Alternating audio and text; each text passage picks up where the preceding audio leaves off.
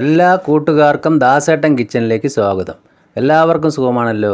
ഇന്നത്തെ എൻ്റെ റെസിപ്പി എന്ന് പറയുന്നത് ഒരു വെണ്ടക്ക മെഴുക്ക് പുരട്ടിയാണ്.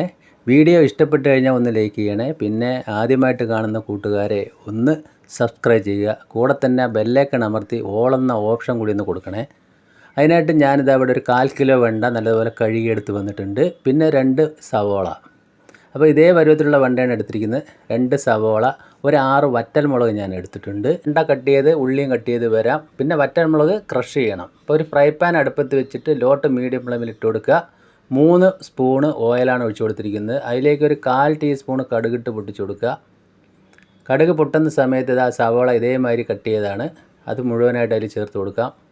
പിന്നെ ഒരു 2 പച്ചമുളക് പൊടിയായി കട്ട് ചെയ്തതും കൂടി ചേർത്ത് നമ്മളൊന്ന് ഇളക്കി കൊടുക്കാം. ഇതേ സമയം തന്നെ നമ്മൾക്ക് ആ വെണ്ട കട്ട് ചെയ്ത് കൂടി അതിലേക്ക് ചേർത്ത് കൊടുക്കണം.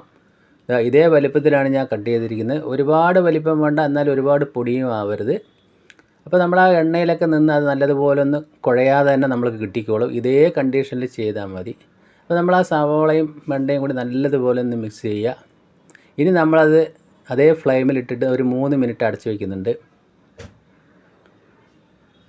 3 മിനിറ്റ് കഴിഞ്ഞു. ഞാൻ തുറന്നു നോക്കിയപ്പോൾ ഒരു ഹാഫ് വേവായിട്ടുണ്ട്. ചെറിയൊരു വഴുവഴുപ്പൊക്കെ ഇപ്പോൾ നമ്മൾക്ക് കാണുന്നുണ്ട്. ഇനി ഈ സമയത്ത് നമ്മൾക്കൊരു 1/4 സ്പൂണ് മഞ്ഞൾപ്പൊടി, 1/2 ടീസ്പൂണ് മുളക് പൊടി, പിന്നെ ആവശ്യത്തിന് ഉപ്പും കൂടി ചേർത്ത് ഒന്നുകൂടി നല്ലതുപോലെ ഒന്ന് മിക്സ് ചെയ്തെടുക്കണം.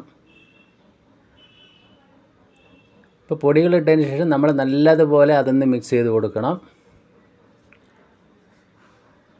ഇനി നമ്മൾക്ക് അതിലേക്ക് വേണ്ടത് ഒരു 1/4 ടീസ്പൂണ് ഗരം മസാലയാണ്. അതുകൂടി ചേർത്ത് ഒന്നുകൂടി നല്ലതുപോലെ ഒന്ന് മിക്സ് ചെയ്ത് കൊടുക്കുക. നല്ലതുപോലെ മിക്സ് ചെയ്ത് അത് വെന്ത് വളർന്ന് വരുമ്പോൾ അതിൻ്റെ വഴുവഴുപ്പൊക്കെ തനിയെ പോയിക്കോളും.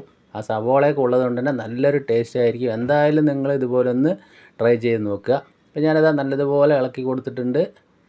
അപ്പോൾ ഈ ഒരു പരുവത്തിലാണ് നമുക്ക് കിട്ടിയിരിക്കുന്നത്. ഒരു 3/4 വേവൊക്കെ ആയിട്ടുണ്ട്. ഈ സമയം നമ്മൾക്ക് ആ നേരത്തെ ക്രഷ് ചെയ്ത ആ വറ്റൽമുളകിൻ്റെ 1 സ്പൂണ് അതുകൂടി ചേർത്ത് കൊടുക്കാം. അതുകൂടി ചേർത്ത് നല്ലതുപോലെ മിക്സ് ചെയ്യുക. അപ്പോൾ നല്ലൊരു ടേസ്റ്റും കളറൊക്കെ നല്ലതായിട്ട് കിട്ടും. ഇനി അതിലേക്ക് ഒരു 2 തണ്ട് കറിവേപ്പില കൂടി ഞാൻ അതിലേക്ക് ഇട്ട് കൊടുക്കുന്നുണ്ട്. കറിവേപ്പില കൂടി ഇട്ട് ഒന്നുകൂടി മിക്സ് ചെയ്ത് നല്ലതുപോലെ നമ്മളതൊന്ന് മിക്സ് ചെയ്ത് ഉലർത്തിയെടുക്കാം. ഈ സമയത്ത് നമ്മളത് ലോ ഫ്ലെയിമിലിടുക. എന്നിട്ടൊരു 3 മിനിറ്റ് കൂടി അടച്ചു വയ്ക്കാം. അപ്പോൾ ഒരു 3 മിനിറ്റ് കൂടി നമ്മൾ കഴിഞ്ഞിട്ടുണ്ട്.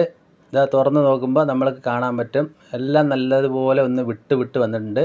ഇപ്പോൾ വെണ്ടയെല്ലാം നല്ലതുപോലെ വെന്ത് കറക്റ്റ് പരുവമായിട്ടുണ്ട്. അപ്പോൾ ഈ വെണ്ടയ്ക്ക മെഴുക്ക് പുരട്ടി ഇതുപോലെ തന്നെ ഒന്ന് ചെയ്ത് നോക്കുക. ഇപ്പോൾ നമ്മളെ വെണ്ട കണ്ടില്ലേ, കറക്റ്റായിട്ട് നല്ല വെന്ത് സെറ്റായി വന്നിട്ടുണ്ട്. ഒന്നുകൂടി ഞാൻ ഇളക്കി കൊടുത്തിട്ട് അതിൻ്റെ ഫ്ലെയിം ഇപ്പോൾ ഓഫാക്കി കൊടുത്തിരിക്കുകയാണ്. ഫ്ലെയിം ഓഫാക്കി ഉടനെ തന്നെ നമ്മൾ ആ ഫ്രൈ പാനിൽ നിന്ന് എടുക്കണ്ട, അത് ഒന്നുകൂടി ഒരു മിനിറ്റ് അവിടെ നിൽക്കട്ടെ. എന്നതിന് ശേഷം നമ്മൾ അത് വേറൊരു പാത്രത്തിലേക്ക് മാറ്റി കൊടുക്കുന്നുണ്ട്. അപ്പോൾ എൻ്റെ ഈ വെണ്ടയ്ക്ക മെഴുക്ക് പുരട്ടി സവോള ചേർത്ത് നിങ്ങൾക്ക് എല്ലാവർക്കും ഇഷ്ടപ്പെട്ടെന്ന് വിശ്വസിക്കുന്നു. ഇഷ്ടപ്പെട്ടെങ്കിൽ നിങ്ങളൊന്ന് ലൈക്ക് ചെയ്യണേ. പിന്നെ നിങ്ങളുടെ ഫ്രണ്ട്സിനും ഫാമിലിക്കൊക്കെ ഒന്ന് ഷെയർ ചെയ്ത് എന്നെ ഒന്ന് സപ്പോർട്ട് ചെയ്യുക. ഇന്ന് ഞാനിപ്പോൾ അതിൻ്റെ ചോറിൻ്റെ കൂടെ കഴിക്കുന്നത് വെണ്ടയ്ക്ക മെഴുക്ക് പുരട്ടിയും പിന്നെ നമുക്ക് ഒരു മുരിങ്ങക്കായും മാങ്ങായും ഉള്ള കറിയുണ്ട്. പിന്നെ കൂടെ ഒരു അല്പം തൈരും. അപ്പോൾ തൈര് ചോറിൻ്റെ കൂടെയാണ് ഇത് ഏറ്റവും ബെറ്റർ. വീണ്ടും നല്ലൊരു വീഡിയോ ആയിട്ട് കാണാം. Thank you.